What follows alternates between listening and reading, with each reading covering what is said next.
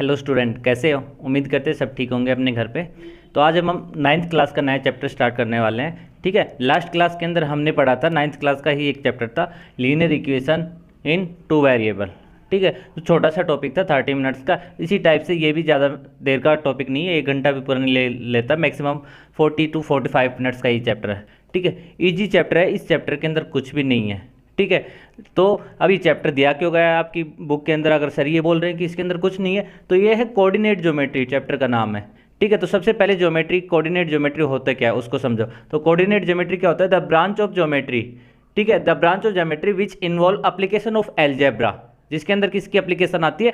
Algebra की। ठीक है, अब एलजेब्रा क्या होता है? एलजेब्रा क्या होता है कि अभी तक जो हमने पढ़ा है नाइन्थ क्लास में, पोलिनोमियल हो गया, उससे पहले रियल नंबर वगैरह हो गया, वो सब किसके अंदर आता है? एलजेब्रा के अंदर आता है। ठीक है, वहीं से फिर एक ज्योमेट्री नया चैप्टर स्टार्ट हो जाता है। ठीक है, अब नाइन्थ और टेंथ, उसके बाद 11th-12th में हम क्या पढ़ते हैं? कोऑर्डिनेट ज्योमेट्री के बारे में। पूरी की पूरी बाद में तो कोऑर्डिनेट ज्योमेट्री एक बुक बन जाती है। तो अभी आपकी क्लास के अंदर सिर्फ क्या है, इसके बारे में बेसिक बताया गया है कि बेसिक क्या होता है। ठीक है, अभी थोड़ा सा सीख लो, उसके बाद 10th के अंदर और ज़्यादा सीखेंगे, और 11th-12th के अंदर पूरा पूरा एक एक महीने, 2-2 महीने हमारा ये चैप्टर चलता रहेगा। ठीक है, तो अभी ये तो एक लेक्चर का भी नहीं है, सिर्फ 30 मिनट्स का है। तो इसके अंदर देखो होता क्या क्या है, बहुत ही ईजी है, अच्छे से जो कंसेप्ट बता रहा हूँ उसी के अकॉर्डिंग सीखते चलो। ठीक है, तो सबसे पहले कि कोऑर्डिनेट ज्योमेट्री क्या होता है, इसकी डेफिनेशन से हमें कोई लेना देना नहीं है, फिर भी हमें याद होनी चाहिए कि कौन सी branch of chemistry which involve application of algebra, जिसके अंदर एलजेब्रा की एप्लीकेशन आती है। ठीक है, उसके बाद देखो इसके अंदर कुछ नहीं, आपको देखो बेसिक 7th क्लास से या उससे 6th क्लास से आप नंबर लाइन के बारे में पढ़ते आ रहे होंगे। ये हमारी एक नंबर लाइन है। ठीक है, इसके बारे में आपने यहाँ पे पढ़ा था 0, यहाँ पे पढ़ा था 1, यहाँ पे पढ़ा था 2, 3, -1, -2, -3 एंड सो ऑन, इधर भी आगे तक इन्फिनिटी तक। ठीक है, और माइनस में भी इन्फिनिटी तक। तो ये हमारी नंबर लाइन थी। तो ये नंबर लाइन आपने जब ड्रॉ कर दी थी, इसके अंदर जैसे आपसे पॉइंट पूछे जा रहे थे तो आप बता देते थे 3 कहाँ आएगा, 2 कहाँ आएगा। ये नंबर लाइन बेसिक थी। अब आपके दिमाग में एक चीज़ और आती है कि क्या यहाँ पे भी ऊपर भी नंबर हो सकता है? क्या कोई पॉइंट नीचे भी यहाँ भी हो सकता है? तो उस पॉइंट को कैसे डिनोट करेंगे? यहाँ तो आपने बता दिया कि 1 2 3 के हिसाब से, यहाँ -1 2 3 के हिसाब से। ठीक है, तो उस कंसेप्ट को समझने के लिए कि इस पॉइंट की लोकेशन क्या होगी, इस पॉइंट की लोकेशन, इस पॉइंट को क्या बोलेंगे हम, उन सब चीज़ों के लिए हम क्या करते हैं? कोऑर्डिनेट ज्योमेट्री पढ़ते हैं। ठीक है, अब कोऑर्डिनेट ज्योमेट्री के बारे में बता दिया आपको कि क्या होती है, एप्लीकेशन ऑफ एलजेब्रा जिसके अंदर इन्वॉल्व होता है। दूसरी बात, किस लिए पढ़ते हैं? क्योंकि हमें इन पॉइंट की लोकेशन चाहिए। ठीक है, इन पॉइंट की लोकेशन चाहिए, इसका मतलब कहीं ना कहीं, जैसे यहाँ पे इसकी इस पॉइंट की लोकेशन थी, यहाँ तो आपने बता दिया, तो इसकी लोकेशन के लिए अब हम कैसे करेंगे, कैसे इस पॉइंट को प्लॉट करेंगे? ठीक है, उस सब के लिए हम क्या पढ़ते हैं? कोऑर्डिनेट ज्योमेट्री पढ़ते हैं। ओके, तो सबसे पहले कोऑर्डिनेट ज्योमेट्री में आता है एक ऑर्डर्ड पेयर। ठीक है, ऑर्डर्ड पेयर क्या होता है? किसी भी दो नंबर को अगर एक सिस्टमेटिक वे से लिखा जाए कि फर्स्ट वाला पहले आएगा, सेकंड वाला सेकंड प्लेस पे आएगा। तो जैसे हमारे कोई 2 पॉइंट है ए और बी, ठीक है, या कोई 2 नंबर है, इन 2 नंबरों को एक सिस्टमेटिक मैनर से कि हमेशा यहाँ पे ए आए और यहाँ पे बी आए। ठीक है, तो ये क्या हो गया? हमारा ऑर्डर्ड पेयर हो गया। ठीक है, क्या हो गया? Ordered pair. ऑर्डर्ड पेयर जैसे 3 और 2 हमारा क्या हो गया? एक ऑर्डर्ड पेयर हो गया कि सिस्टमेटिक लिखा है, फर्स्ट को फर्स्ट प्लेस पे लिखा है, सेकंड को सेकंड प्लेस पे, जैसे -3 और 5, ये भी हमारा क्या हो गया? एक ऑर्डर्ड पेयर हो गया। ठीक है, तो ऑर्डर्ड पेयर क्या क्या होता है? A pair of number listed in a specific way, एक स्पेसिफिक वे में लिखा हुआ हो। ठीक है, या एक स्पेसिफिक ऑर्डर में लिखा हुआ, तो उसको क्या बोलते हैं? ऑर्डर पेयर बोलते हैं। ठीक है, ओके, ऑर्डर पेयर के बारे में पता चल गया। उसके बाद देखो हमारी जो नंबर लाइन मैंने बताई थी आपको, ये हमारी कोई नंबर लाइन है। ठीक है, जैसे यहाँ पे 0 था, 1 2 3, यहाँ पे क्या था? -1 -2 और -3। तो इन्हीं ये जो नंबर है, अब इसमें क्या करो, ये एक एक्सिस हो गया, एक एक्सिस यहाँ ऐसे ड्रॉ कर दो, एक लाइन यहाँ ड्रॉ कर दो इसके परपेंडिकुलर। तो यहाँ पे ऊपर क्या हो गया? +1 2 3 4, यहाँ पे क्या हो गया? -1 -2 -3 एंड सो ऑन, इन्फिनिटी तक चलते जाएंगे। तो किसी भी नंबर को, ठीक है, इसके अंदर या किसी भी पॉइंट को इसके अंदर प्लॉट करना, ठीक है, या उसकी लोकेशन के बारे में बताना, वही क्या होता है कि कार्टेशियन सिस्टम होता है। ठीक है, कार्टेशियन सिस्टम क्या होता है? कार्टेशियन सिस्टम, या इसको बोल सकते हैं हम कोऑर्डिनेट सिस्टम। तो देखो कार्टेशियन सिस्टम क्या होता है, कार्टेशियन सिस्टम के अंदर क्या होता है, कार्टेशियन सिस्टम बोल दो इसको, चाहे कोऑर्डिनेट सिस्टम बोल दो, ठीक है। उसके अंदर किसी भी पॉइंट की लोकेशन को बताना या फिर उसके एड्रेस को बताना, ठीक है, वही क्या होता है कार्टेशियन सिस्टम। कार्टेशियन सिस्टम के अंदर क्या होता है कि टू परपेंडिकुलर लाइन होती है, ठीक है, एक लाइन ये होगी, एक ये लाइन होगी परपेंडिकुलर। अब देखो यहाँ पे सपोज कोई, यहाँ पे कोई पॉइंट है, ठीक है, या फिर इसको मैं इरेज कर देता हूँ। देखो ये मेरा कोई पॉइंट है, ठीक है, एक पॉइंट यहाँ पे, एक पॉइंट यहाँ पे, अलग अलग जगह पॉइंट है, ठीक है। अब कार्टेशियन प्लेन क्या होता है मैं वो बता रहा हूँ आपको। अगर इस पॉइंट को यहाँ से ऐसे मिला दिया जाए तो एक लाइन बन जाएगी, यहाँ पे सपोज यहाँ पे भी है, तो इन सभी को मिला दिया जाए, यहाँ पे भी है, बहुत ज़्यादा पॉइंट है, इनको मिलाते जाओगे तो पूरा ब्लैक हो जाएगा, तो वो पूरा क्या बन जाएगा, एक प्लेन बन जाएगा, पूरा क्या हो जाएगा, एक जैसे एक स्पेसिफिक एरिया ले लिया, ये पूरा ब्लैक हो गया, तो इसको क्या बोलते हैं कि पूरे इसके अंदर जब लाइन को कंबाइन कर दिया जाता है, ठीक है, तो या फिर जैसे एक बोर्ड के ऊपर लिया गया है, तो प्लेन क्या होता है, plane consist of perpendicular line, ठीक है। इस प्लेन के अंदर अगर मैं कोई दो परपेंडिकुलर लाइन ड्रॉ कर दूं तो यही हमारा क्या होगा, कार्टेशियन प्लेन। क्या बन गया, कार्टेशियन प्लेन। कार्टेशियन सिस्टम या कोऑर्डिनेट सिस्टम समझ आ गया था, ठीक है। उसी के अंदर क्या आता है, कार्टेशियन प्लेन आता है, ठीक है। अब अगर यहाँ पे जैसे हमारी ये कोई दो परपेंडिकुलर लाइन है, तो ये हमारा हो गया क्या, कार्टेशियन प्लेन हो गया, ठीक है। इसी प्लेन के अंदर अगर हम एक्स और वाई को, दो परपेंडिकुलर लाइन को एक साथ ले लेते हैं, ये तो क्या हो गया, एक्स हो गया, ये क्या हो गया, एक्स डैश हो गया, ये वाई हो गया, ये वाई डैश हो गया, तो इसको क्या बोलते हैं, अगर दोनों लाइन को साथ ले लिया जाए तो इसको क्या बोलते हैं, एक्सिस बोलते हैं, ठीक है। If x and y taken together, x और वाई को दोनों के साथ ले लिया जाए तो उसको एक्सिस बोलते हैं। तो ये कौन सा हो गया, एक्स एक्सिस हो गया, ठीक है। इसको क्या बोलेंगे, एक्स एक्सिस, इसको क्या बोलेंगे, वाई एक्सिस, ठीक है। और इस पॉइंट को जहां पे दोनों एक्सिस आपस में इंटरसेक्ट करें उस पॉइंट को क्या बोलते हैं, ये वाला जो पॉइंट, इनको क्या बोलते हैं, ओरिजिन। इस पॉइंट को क्या बोलेंगे, ओरिजिन, जहां पे वैल्यू क्या रहेगी, 0 रहेगी, ठीक है। इतना समझ आ गया। तो कोऑर्डिनेट क्या होता है, कुछ नहीं है, एक किसी भी पॉइंट का एड्रेस है, वो बताएगा कि उसकी वैल्यू क्या है, यहाँ से कितना डिस्टेंस है, यहाँ से कितना डिस्टेंस है, वही क्या है उस, ये जिस भी सिस्टम के अंदर आता है उसको क्या बोलते हैं, कार्टेशियन सिस्टम बोलते हैं। और जो प्लेन के अंदर आता है जिसके अंदर परपेंडिकुलर लाइन होती है, दो परपेंडिकुलर लाइन होती है, उसको क्या बोलते हैं, कार्टेशियन प्लेन बोलते हैं। उसके बाद एक्सिस क्या बोलते हैं, कोऑर्डिनेट एक्सिस किसको बोलते हैं, जो परपेंडिकुलर लाइंस है उनको क्या बोलते हैं, अगर दोनों को एक साथ ले लिया जाए तो उसको क्या बोलेंगे हम, कोऑर्डिनेट एक्सिस, ठीक है। अब कोऑर्डिनेट के बारे में पता चल गया क्या होता है। देखो नेक्स्ट देखो यहां से,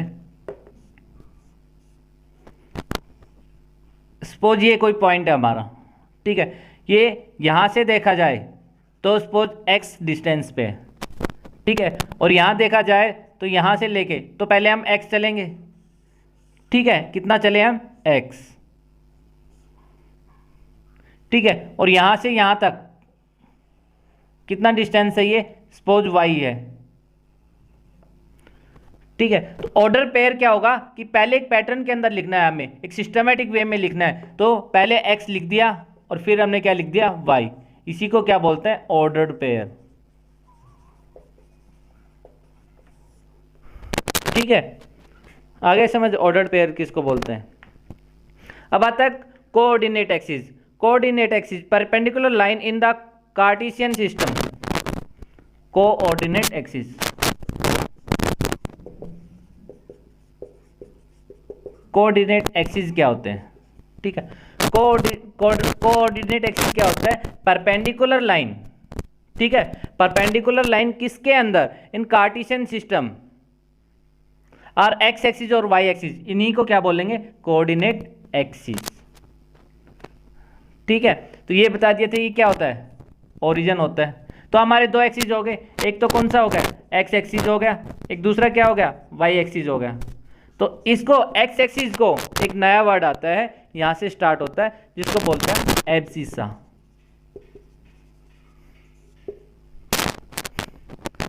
एब्सिसा, सी आ जाएगा, ठीक है, ये क्या है, x की वैल्यू है, ठीक है, या x एक्सिस के ऊपर जो वैल्यू आती है उनको क्या बोलते हैं हम, एब्सिसा बोलते हैं, ठीक है। तो एब्सिसा क्या हो गया, एब्सिसा क्या हो गया, देखो सपोज यहां से x हो गया, ठीक है, तो इसी को x को क्या बोलेंगे, एब्सिसा। अब एक्सिसा एब्सिसा क्या होता है, डिस्टेंस होती है, परपेंडिकुलर डिस्टेंस होती है कहां से, from y axis, y axis से किसी भी पॉइंट की जो डिस्टेंस होती है तो उसको क्या बोलते हैं हम, एब्सिसा, ठीक है। और दूसरा आता है ऑर्डिनेट, ठीक है, ऑर्डिनेट जो वाई एक्सिस है उसको क्या बोलते हैं, ऑर्डिनेट। तो ऑर्डिनेट क्या होगा, जैसे इस पॉइंट का ऑर्डिनेट क्या होगा कि एक्स एक्सिस से जो इस पॉइंट की जो डिस्टेंस है, एक्स एक्सिस से जो इस पॉइंट की डिस्टेंस है उसको क्या बोलते हैं, ऑर्डिनेट। सिंपल है, ये एक्स हो गया, ये क्या हो गया, वाई हो गया, ठीक है। इतना आ गया समझ। तो ये क्या हो गया, अगर इन दोनों को एक साथ ले लेते हैं, किसको, एक्स एक्सिस और वाई एक्सिस को, या एब्सिसा और कोऑर्डिनेट को, तो हमारा क्या बन गया, कोऑर्डिनेट ऑफ ए पॉइंट। क्या बन गया, कोऑर्डिनेट ऑफ ए पॉइंट। क्या क्या होते हैं, एब्सिसा और दूसरा क्या होगा, ऑर्डिनेट, ठीक है, जिनको क्या लिख सकते हैं हम, एक्स और वाई ऑर्डर्ड पेयर। इतना समझ आ गया।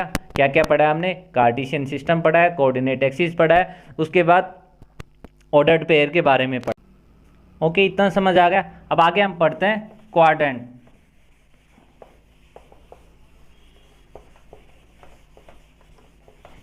क्वाड्रेंट के बारे में देखो, नाम से ही थोड़ा पता चलता है क्वाड्रेंट होता क्या है।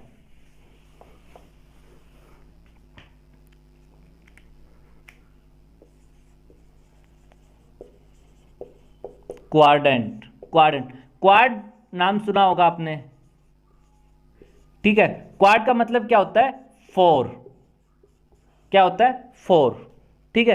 तो सबसे पहले देखो क्वाड्रेंट के लिए सबसे एक इजी सा बताता हूं। हमने कोई एक प्लेन ले लिया, एक पेपर ले लिया, ठीक है, इसके अंदर हमने एक लाइन ड्रॉ की, तो ये लाइन इस पेपर को कितने पार्ट्स में डिवाइड करी, टू पार्ट्स में डिवाइड कर रही है।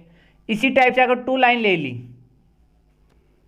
तो इस पेपर को कितने पार्ट में डिवाइड किया, 1 2 3 4, ठीक है। इसी टाइप से जो हमारे एक्सिस थे वो एक किसी प्लेन को 4 पार्ट्स में डिवाइड करते हैं, ठीक है। ये हमारा एक्स एक्सिस हो गया, ये हमारा क्या हो गया, वाई एक्सिस हो गया, ठीक है। अब कौन से को क्या नाम देते हैं वो देखो, यहां पे इसको बोलते हैं हम फर्स्ट क्वाड्रेंट, इसको बोलते हैं सेकंड क्वाड्रेंट, अब इसको बोलते हैं थर्ड क्वाड्रेंट, इसको बोलते हैं फोर्थ क्वाड्रेंट, ठीक है। ये नहीं हम अपनी मर्जी से इसको फर्स्ट सेकंड या फिर बोलो कि इसको फर्स्ट सेकंड बोलूंगा, ऐसा नहीं होता। अगर ऐसा करोगे तो आपके मार्क्स कितने मिलेंगे, 0 मिलेंगे, ठीक है। मैथमेटिक्स के अंदर एक पैटर्न है, पैटर्न के अकॉर्डिंग जो क्वाड्रेंट है उन क्वाड्रेंट को हम इसको फर्स्ट बोलते हैं, इसको सेकंड बोलते हैं, इसको थर्ड क्वाड्रेंट, इसको फोर्थ क्वाड्रेंट बोलते हैं, ठीक है। क्वाड्रेंट के नाम याद हो तो फर्स्ट क्वाड्रेंट किसको बोलेंगे,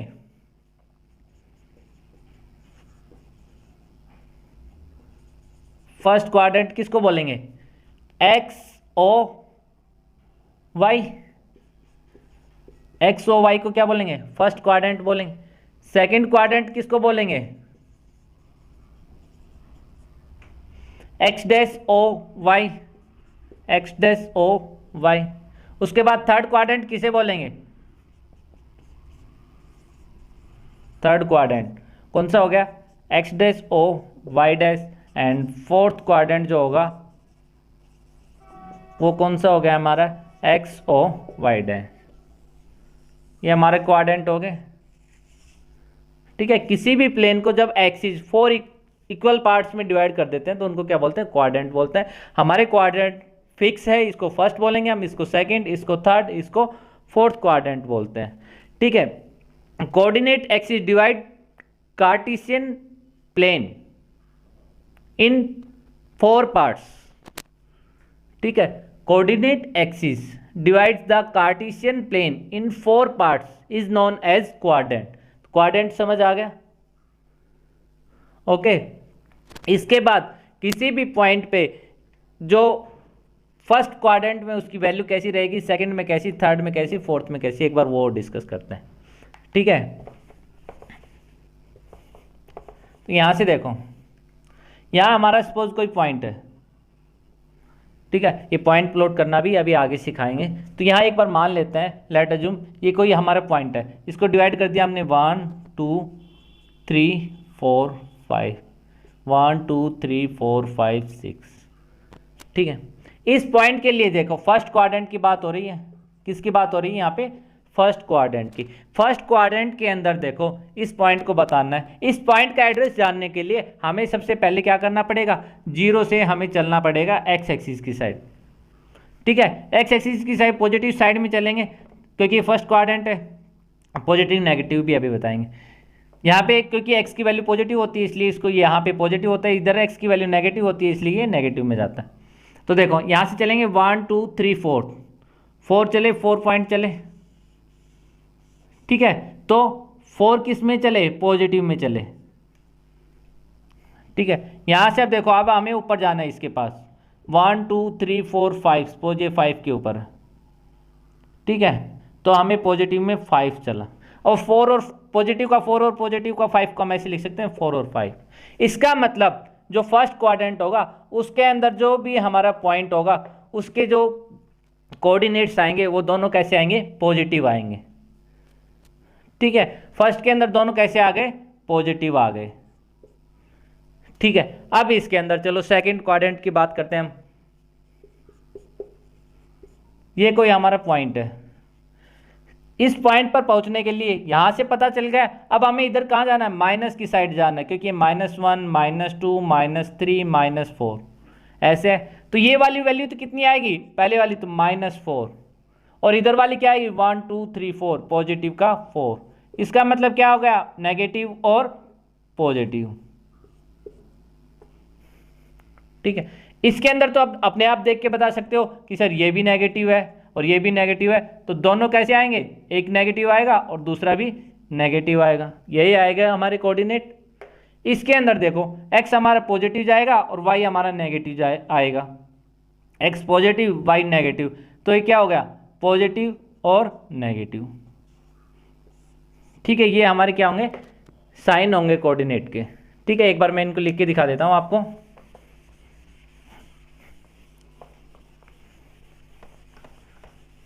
छोटा सा चैप्टर है बिल्कुल, इसके अंदर 25 मिनट्स में पूरा चैप्टर फिनिश हो जाएगा आपका,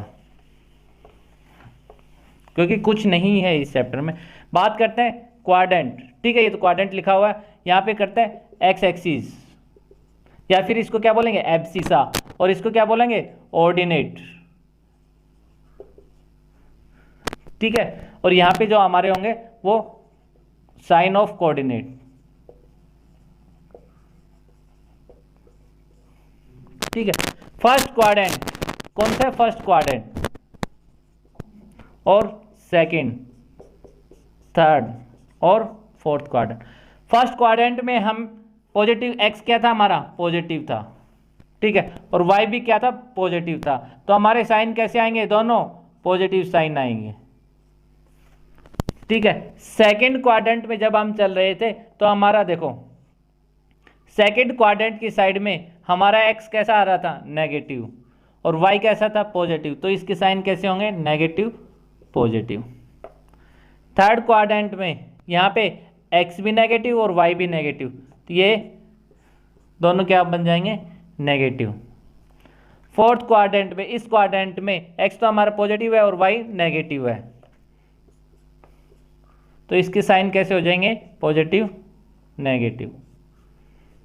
ठीक है, ये साइन ऑफ कोऑर्डिनेट बहुत इजी है, आगे समझ कहाँ से आए, समझ आ गया आपको? ठीक है, अब लास्ट हमारा जो इस टॉपिक का जो कंसेप्ट है वो क्या है? कि किसी भी पॉइंट को प्लॉट करना है कोऑर्डिनेट एक्सिस में। ठीक है, प्लॉटिंग ए पॉइंट। ठीक है, पॉइंट को प्लॉट करना।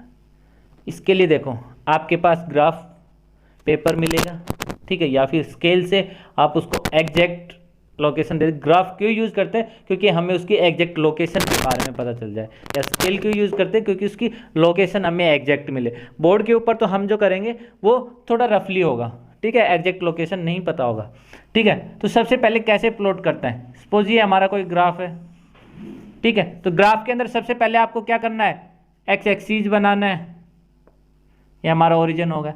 और फिर क्या बनाना है? वाई एक्सिस, मतलब हमें क्या करनी है? 2 परपेंडिकुलर लाइन ड्रॉ करनी। ग्राफ के अंदर देखा होगा, जैसे ये एक बना देता हूँ मैं बॉक्स सा, इसके अंदर ये बिल्कुल लाइट लाइट मिलती है। 10 पार्ट्स होते हैं, 10 पार्ट्स ऊपर होते हैं, ऐसे ही 10 पार्ट्स ऐसे मिलेंगे और 10 पार्ट्स, लेकिन ये कुछ डार्क लाइनें मिलती हैं यहाँ पे, ठीक है। तो इनको क्या बोलते हैं? इनको स्केल बोलते हैं। स्केल कैसे यूज़ करेंगे इसके अंदर?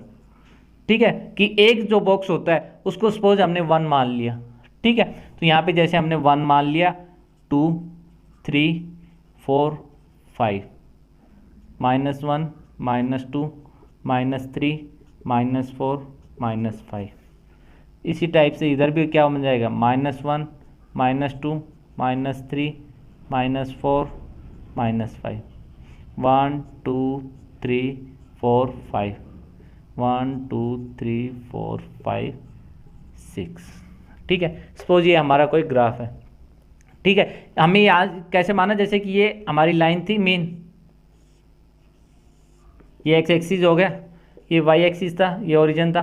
तो हमने इस एक बॉक्स को क्या माना? 1, यहाँ पे क्या आ जाएगा? 2, जैसे यहाँ पे 1 2, ठीक है। इसी टाइप को यहाँ पे दिखाया गया है, ठीक है। तो ड्रा ए पॉइंट, कोई भी हमें जैसे पॉइंट ड्रॉ करना है, जैसे एक पॉइंट हो गया 5 3, दूसरा पॉइंट हो गया -2 4, तीसरा पॉइंट हो गया 4 -1 और फोर्थ पॉइंट हो गया -3 -2। ये हमें कोई 4 पॉइंट नोट करके दिखाने, प्लॉट करके दिखाने ग्राफ के अंदर। तो सबसे पहले मैंने बता दिया क्या करना है। ग्राफ के अंदर हमें 2 परपेंडिकुलर लाइन बनानी, जो एक एक्स एक्सिस होगा, एक वाई एक्सिस होगा, और उसके ऊपर नंबरिंग कर देनी है स्केल के हिसाब से 1 2 3 4। अगर कहीं पे जैसे डिजिट बड़े आ जाए, ठीक है, जैसे 56 78, तो क्या करो? उनका HCF लेके, या फिर उनको क्या करो कि जैसे बड़े, जैसे ये मान लिया जाए कि 10 यूनिट या फिर 10 सेंटीमीटर, जैसे इस सेंटीमीटर में दे रखा है, तो 10 centimetre is equal to 1 unit. तो ये क्या बन जाएगा? 5.6 7.8, इस हिसाब से स्केल छोटा हो जाएगा, ठीक है। तो यहाँ तो हम नॉर्मल पॉइंट के लिए कर रहे हैं, तो यहाँ ऐसी ज़रूरत नहीं है। तो 5 और 3, तो सबसे पहले क्या करेंगे हम? एक्स एक्सिस में कहाँ जाएंगे? 5 की साइड जाएंगे, क्योंकि ऑर्डर पेयर तो यही बोलता है कि पहले वाला एक्स एक्सिस होता है या एब्सिसा होता है और सेकंड वाला ऑर्डिनेट होता है। तो इसका एब्सिसा क्या है? 5, मतलब इसकी y से कितनी डिस्टेंस है? 5।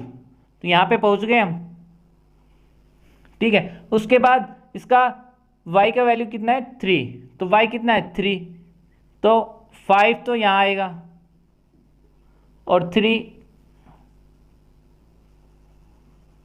ये हमारा पॉइंट हो गया। ये पॉइंट का अब लिखेंगे कैसे इसको? 5 3, क्योंकि ये 5 क्या है? एक्स एक्सिस, और 3 क्या है? इसका ऑर्डिनेट है, ठीक है।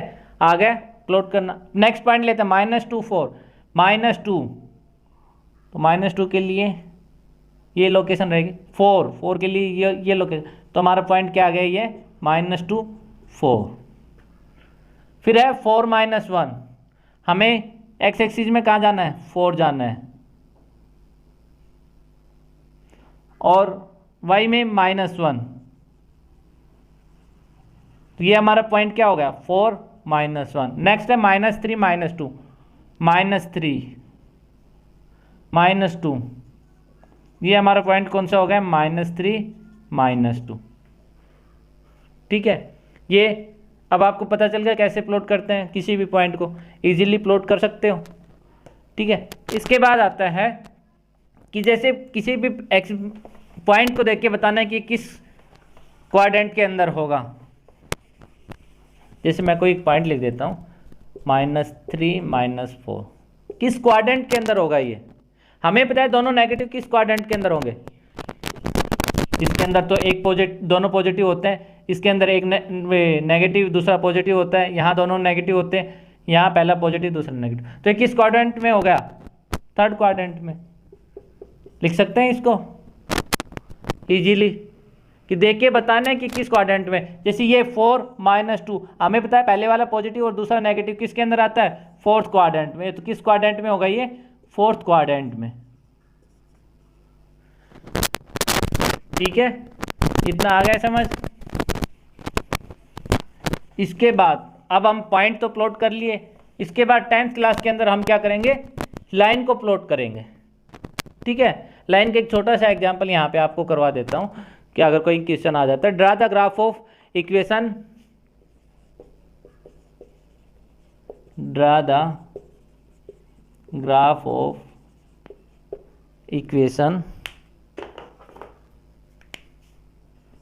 y is equal to 3x + 2। ये जो कोई हमारी एक लाइन है, ठीक है, इसका हमें कोई ग्राफ प्लॉट करना है। ठीक है, तो ग्राफ प्लॉट करने के लिए सबसे पहले हम क्या करेंगे? एक टेबल बनाएंगे। ठीक है, जिसके अंदर x और y की डिफरेंट वैल्यू पुट करेंगे। ठीक है, तो एक बार x की value put x is equal to 0, x is equal to 0 put करेंगे तो y की वैल्यू कितनी आ जाएगी? यहाँ से 2 आ जाएगी। नेक्स्ट में क्या करते हैं? Put x is equal to 1, तो y की वैल्यू कितनी आ गई? 3 × 1 3 + 2 5। ठीक है, एक वैल्यू और निकाल लेते हैं। Put x is equal to -1, x की वैल्यू -1 पुट कर दे तो ये -3 हो गया। -3 + 2 क्या बन गया हमारा? y इज इक्वल टू क्या आ गया? -1। ठीक है, तो ये वैल्यू पुट कर दो। x की वैल्यू 0 1 -1 की है हमने, y की वैल्यू क्या आई है? 2 5 -1। ठीक है, ये कोई हमारा ग्राफ है।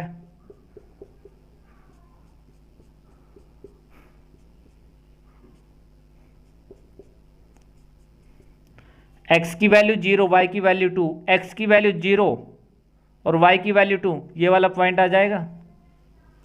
ठीक है, x की वैल्यू 1, y की वैल्यू 5, x की वैल्यू 1 और y की वैल्यू 5, 1 2 3 4 5, ये वाला पॉइंट आ गया। उसके बाद x की वैल्यू -1 और y की वैल्यू भी -1, ये वाला पॉइंट आ गया। इनको ज्वाइन कर दो, सॉरी, ये हमारी कोई लाइन हो गई। ठीक है, जिसकी इक्वेशन क्या है? y is equal to 3x + 2। ठीक है, इसी के साथ आपका जो चैप्टर है 9th क्लास का जो कोऑर्डिनेट ज्योमेट्री का जो चैप्टर है वो फिनिश हो जाता है। ठीक है, छोटा सा चैप्टर है, इसके अंदर ज़्यादा कुछ नहीं है, थोड़ा सा बता रखा है, बेसिक्स बता रखा है आपको, ताकि आपको 10th में कोई प्रॉब्लम नहीं आए। उसके बाद क्योंकि 10th के अंदर हम जाके देखेंगे कि ये जो लाइन अभी हमने ड्रॉ की है, तो सबसे पहले क्या ड्रॉ करते हैं? पॉइंट ड्रॉ करते हैं। उसके बाद लाइन के बाद हम किस पे आएंगे? कर्व पे आएंगे। ठीक है, फिर सर्कल, फिर उसका टेंजेंट वगैरह, ये सब 11th 12th के अंदर ड्रॉ करेंगे। ठीक है, अभी तो हमारा बेसिक था, बेसिक आपको समझ आ गया इजीली। ठीक है, कि किसको एब्सिसा बोलते हैं, किसको कोऑर्डिनेट बोलते हैं। देखो, मेरा काम था यहाँ पे कंसेप्ट क्लियर करवाना आपको। ठीक है, और चैप्टर फिनिश करवाना, मतलब कि चैप्टर के अंदर जितना भी कंसेप्ट आता है और उससे रिलेटेड कोई क्वेश्चन आता है अलग से, तो वो क्वेश्चन करवाना। ठीक है, अब बाकी आपके ऊपर आता है, क्योंकि मैथ के अंदर जो मार्क्स लेने हैं तो आपको क्या करनी पड़ेगी? प्रैक्टिस करनी पड़ेगी। प्रैक्टिस मैं तो करूँगा नहीं, मार्क्स किसको चाहिए? आप लोगों को। तो प्रैक्टिस कौन करेगा? आप ही करेंगे। ठीक है, तो अब नेक्स्ट क्लास के अंदर हम अपना नया टॉपिक के साथ मिलते हैं 9th क्लास का। तब तक के लिए ओके, बाय, टेक केयर।